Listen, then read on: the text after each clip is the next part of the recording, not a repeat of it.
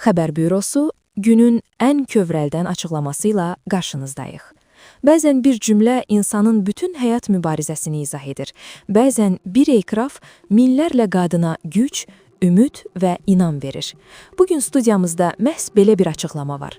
Müğənni Aysun İsmailova efirdə göz yaşlarını saxlaya bilmədi və həyatının ən səmimi etirafını etdi. İndi diqqət kəsilin, çünki bu sözlər sizi də təsirləndirəcək. Bizim Media.xəbər xəbər verir ki, müğənni Aysun İsmailova rəngarəng verilişində qonaq olarkən ad günü ilə bağlı etdiyi çıxış zamanı duyğularına hakim ola bilməyib. İfaçı həyat yolunun heç də asan olmadığını, amma hər zaman mübarizə apardığını səmimi şəkildə dilə gətirib. İndiyə qədər həmişə bir gözüm gülüb, bir gözüm ağlayıb. Daxilimdə çox şey saxlamışam. Heç vaxt dərdlərimi, çətinliklərimi insanlara göstərməmişəm. Güclü görünməyə çalışmışam. Bugün isə özümlə qürur duyuram deyə Aysun bildirib. Müğənni xüsusilə vurğulayıb ki, bugün gəldiyi nöqtəyə tək başına çatıb.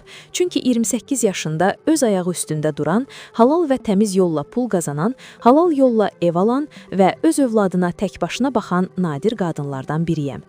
Heç vaxt nə ailəmdən, nə də sevgilimdən nəsə ummamışam. Gözləntim olmayıb. Hər şeyi özüm etmişəm.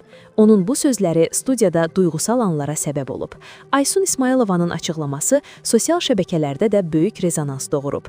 Bir çox izləyici onu güclü qadın obrazının simvolu kimi qiymətləndirib və alqışlayıb. Bu çıxış bir daha sübut edir ki, qadın istəsə, bütün çətinliklərin öhdəsindən tək başına gələ bilər. Halal zəhmət, əzm və inam insanı zirvəyə aparan ən doğru yoldur.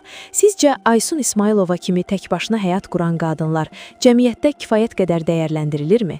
Bu sözlər sizdə hansı hissləri yaratdı? Fikirlərinizi mütləq şərh bölməsində yazın. Videonu bəyənməyi, paylaşmağı və Xəbər Bürosu kanalına abunə olmağı unutmayın. Çünki ən səmimi, ən təsirli və ən aktual xəbərlər ilk olaraq burada.